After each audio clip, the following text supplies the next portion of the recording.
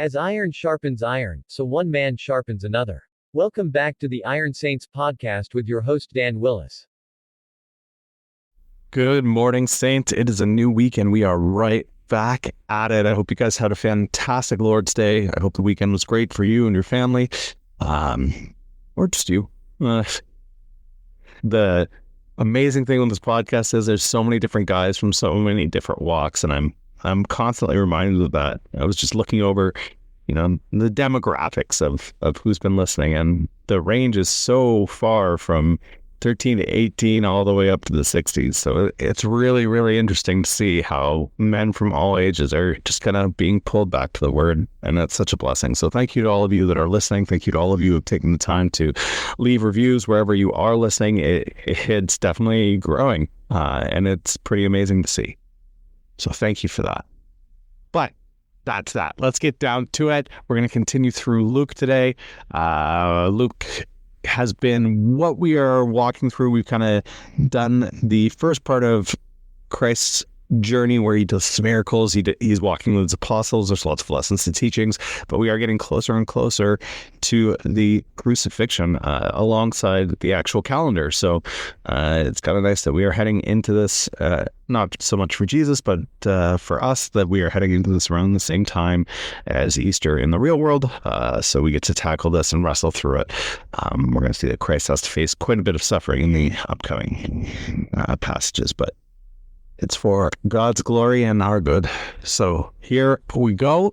Let's get down to it. So I always love to have my Bible open when I'm reading scripture. For some folks, they're able to just listen. That's great. As well, if you're on a commute or in the workplace, your hands are full, you're not able to hold the Bible. Completely understandable. Know that I am always going to read the passage for you guys, but at the same time, I do encourage you to have a Bible in hand if you can and follow along. Now, I'm always reading from the ESV. Feel free to follow along in whatever translation or paraphrase you prefer. But today, Luke chapter 10. That's right, we've made it to 10. Jesus sends out the 72. After this, the Lord appointed 72 others and sent them on ahead of him, 2 by 2, into every town and place where he himself was about to go. And he said to them, "The harvest is plentiful, but the laborers are few. Therefore pray earnestly to the Lord of the harvest, to send out laborers into his harvest. Go your way. Behold, I am sending you out as lambs in the midst of wolves, carrying no money bag, no knapsack, no sandals, and greet no one on the road. Whatever house you enter, first say, peace be to this house. And if a son of peace is there, your peace will rest upon him. But if not, it will return to you. And remain in the same house, eating and drinking what they provide, for the laborer deserves his wages. Do not go from house to house. Whenever you enter a town and they receive you, eat what is set before you. Heal the sick in it, and say to them, the kingdom of God has come near to you. But whenever you enter a town and they do not receive you, go into its streets and say, even the dust of your town that clings to our feet we wave off against you. Nevertheless, know this, the kingdom of God has come near. I tell you, it will be more bearable on that day for Sodom than for that town." Okay, so we've got Jesus here today, and he is not pulling punches, let's say. He decides after a time, okay, there's a lot of work left to do. I've got this death and resurrection thing coming up. I've got to get ready to go, but I've got to start getting people moving here. And the apostles aren't enough. 12 isn't enough. I need more. So he appoints 72 others. Now, these are not apostles. These are just disciples of Christ that have been with him, that he's confident or capable of doing the task that he's about to set them out for. Recognize, guys, from those of you that had listened to the episodes from Luke 8 that we did, this is a little bit different. He's not sending them out in the same way. With the apostles, he sent them out to heal and cast out demons, right? In this one, he's just sending them out to heal. There's no mention of demons anywhere here. Also, the process here seems a little bit different than when he sent the apostles out. Here, he's telling them, go out with nothing. And again, we see that he constantly is trying to build faith in his believers, right? Go out with nothing.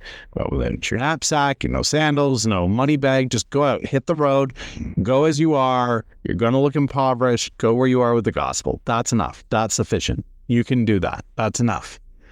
And then he goes on to elaborate of when you get to where you're going, just bring me. Don't negotiate. Don't haggle. The gospel doesn't need defense. The gospel doesn't need to be glamored up. Christ has come, that's enough. And he gives them this caution of, if that's enough and a home welcomes you in, it's important that you remember your character. Okay? Remember that you represent Christ in where you are going and what you are doing. And if that's true and somebody does welcome you into their home, eat what they offer to you. Don't go house to house to house to house, right? So you're not looking to buffet the city.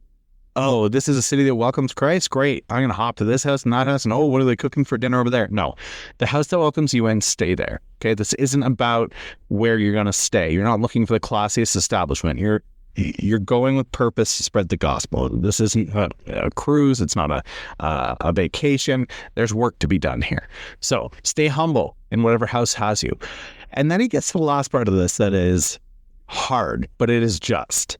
And that is, if you come to a town and they will not receive you, you offer the gospel and they want none of it, dust from the feet should be wiped off. And for them, it will be worse than Sodom. Now, I'm sure most of you remember Sodom and Gomorrah, but for those of you who may be unaware, Sodom and Gomorrah are the two cities that God raised from the earth in Genesis for their debauchery and sin. Now, there was all kinds of sin in that city. It was terrible. Abraham pleads for the city to save even just one. If there was one who is worthy of being saved, will he save just one? And the Lord says, if there's one, I will save the whole city. But there was none. And so he razed the whole city to the ground. How can you be worse than that? What's worse than death? Because he fire from on high, fire from the heavens obliterates all of Sodom and Gomorrah. They're gone. Poof. In ash and smoke. All that's left really would be something worse than death, which would be your soul. This is a huge caution that those who are out there that will reject the kingdom are rejecting their salvation. They're facing something that is an absolute travesty. Now, again, what's interesting here and is very, very different from what we see in a lot of evangelism that is practiced today, and this is kind of the point that I want us to consider today. When these apostles go, they're not given more than, this is who Jesus is, this is what Jesus does, this is what we know. That's what they're given. That's what they go with. None of these men are given any indication that they have any seminary level training. None of these men have been given tracts or pamphlets. None of these men have been given a process even. There's no breakdown of, well, first you say this and then you do that and then you do. There is none of that. They're called to go into places and have genuine, real conversations with people, share Christ openly and honestly. And those who would receive it, great. Enjoy it. Rejoice in that. And those who won't. So don't. That's a huge shift from a lot of evangelism out there today where, well, you should take the time and you should really, negotiate and convince and have proofs, and they're going to come at you with science and worldly concepts, and you need to have the apologetics ready for that. None of that is here. None of that model is here. This is complete trust and faith that the Holy Spirit has prepared a harvest, and we are just to go and work it. And that's a real challenge, but at the same time, it's a real blessing and it's a real acknowledgement to the glory of God, that he has prepared all things. He has prepared all things. He's ready. The harvest is ready. That means somebody had to plant it. Somebody had to care for it. Somebody had to tend it. And here it is now. That person is only God. God has prepared this. He has prepared the way. And all he needs are the workers to go out and collect. That's it. It's that simple. So today's challenge to get your week started is just that. When you're out in the world today, out and about, people are asking you how your weekend was.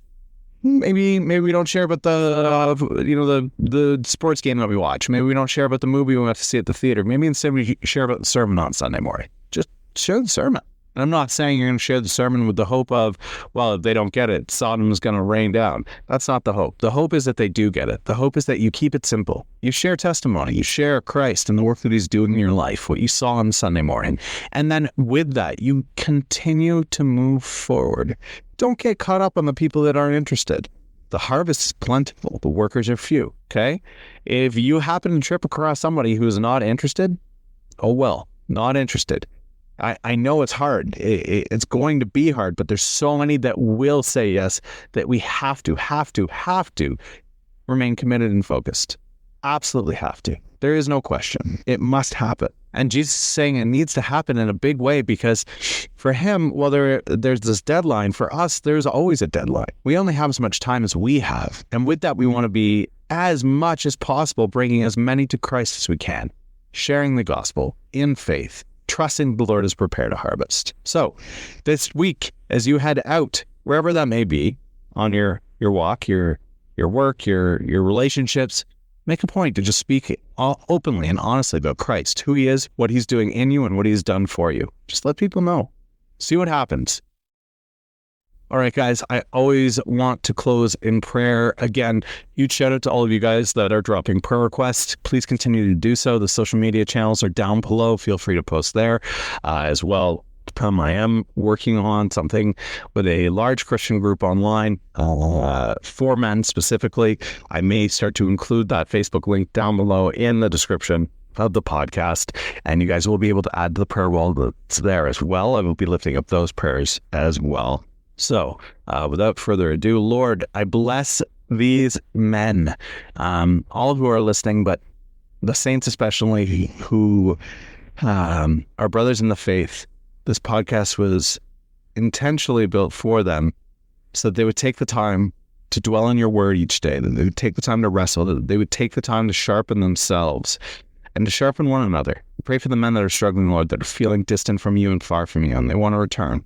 They want to grow. They want to strengthen. I pray that they would, in many ways, like the disciples we read about today, go out on a journey and find that faith.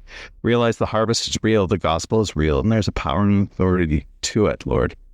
Pray for those whose families are facing separation, either already divorced or facing divorce, or there's trouble within the marriage.